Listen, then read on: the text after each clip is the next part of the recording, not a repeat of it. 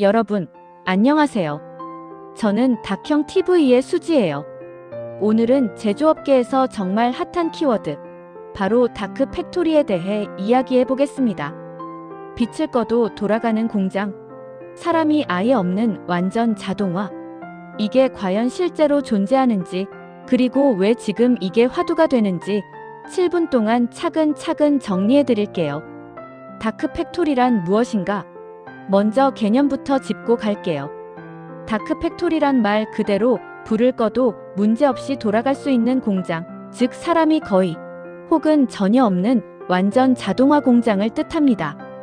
여기에는 이런 기술들이 총동원됩니다. 산업용 로봇, 협동 로봇, 인공지능, 머신러닝, 자율주행 운반차, AGV, AMR이라고도 하죠. 또 머신비전, 센서 네트워크, 디지털 트윈, 클라우드 기반 모니터링 시스템 등 이런 기술들이 서로 연결돼 사람의 개입 없이 24시간 설계부터 생산, 검사, 그리고 출하까지 공정이 이어지는 공장을 상상하시면 됩니다. 원래 다크팩토리는 보통 우리가 말하는 스마트 공장보다 한 단계 더 나아간 스마트 공장의 완전체, 최종 진화형 정도로 여겨집니다. 조명이 필요 없을 정도로 사람이 거의 없는 상태여야 진짜 다크팩토리라고 부를 수 있다는 거죠. 그런데 왜 지금 다크팩토리인가요? 왜 지금 다크팩토리가 이렇게 언급되기 시작할까요? 특히 한국 제조업을 보면 배경이 더 뚜렷해집니다. 한국은 인구 고령화로 숙련 인력이 빠르게 줄어들고 있고, 인건비는 꾸준히 오르고 제조업으로 새로 들어오는 청년 인력은 부족합니다. 예를 들어 포스코 같은 대기업도 2030년까지 전체 근로자의 약 30%가 은퇴를 앞두고 있다는 전망이 나옵니다. 이제는 사람을 더 뽑으면 되지라는 해결책이 통하지 않는 구조가 되어가는 거죠. 여기에 전 세계적인 공급망 경쟁, 원가 절감 압박까지 겹치면서 기업 입장에서는 더 이상 단순한 효율화가 아니라 생존을 위한 자동화를 고민해야 하는 상황이 됐습니다.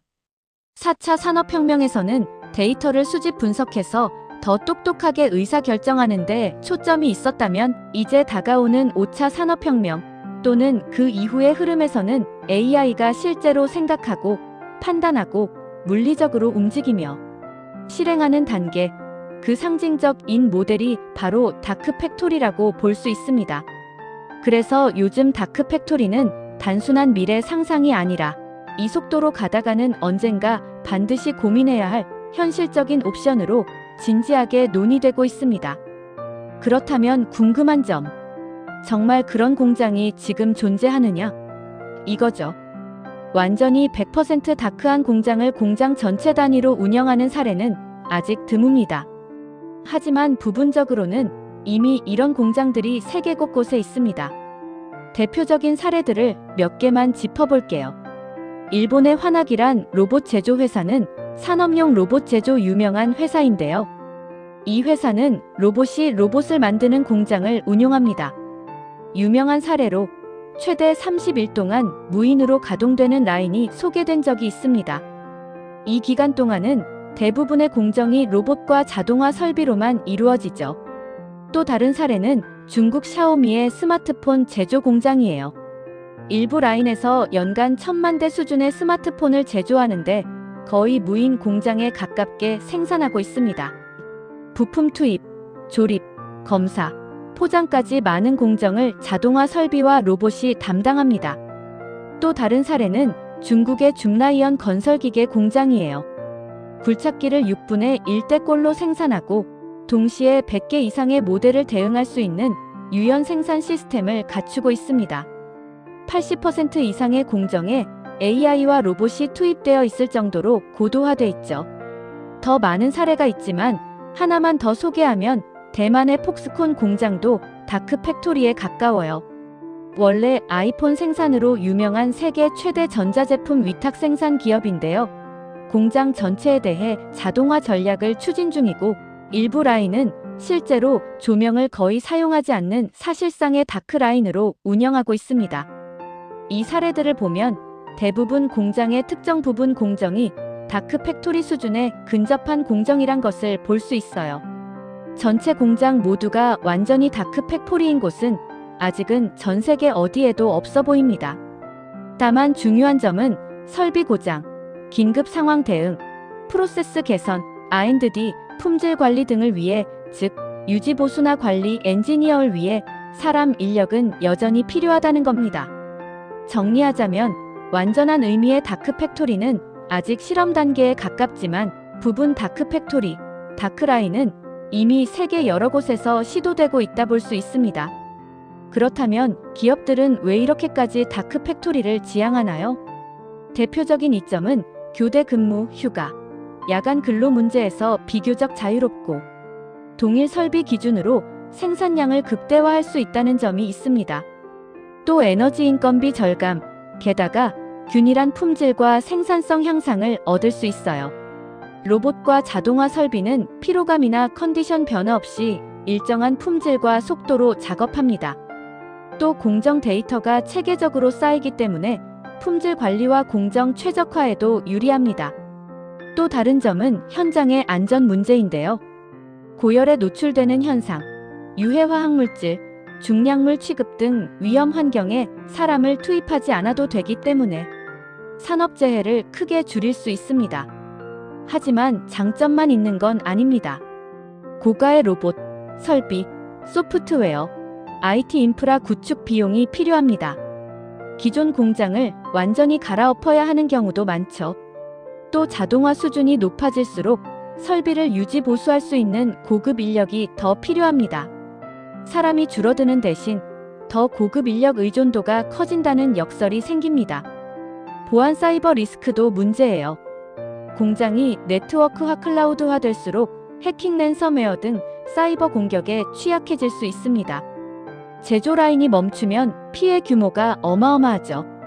또한 완전 자동화 시스템은 초기 설계에 맞춰 최적화되어 있는 경우가 많기 때문에 제품 설계 변경, 고객 요구 변화에 사람처럼 유연하게 대응하기 어려운 한계가 있습니다. 그래서 현재 논의의 초점은 사람을 모두 없애는 공장. 그 자체라기보다는 어떤 공정까지, 어떤 수준까지 자동화하는 것이 비용 대비 효과가 가장 큰가에 맞춰져 있다고 보시면 됩니다.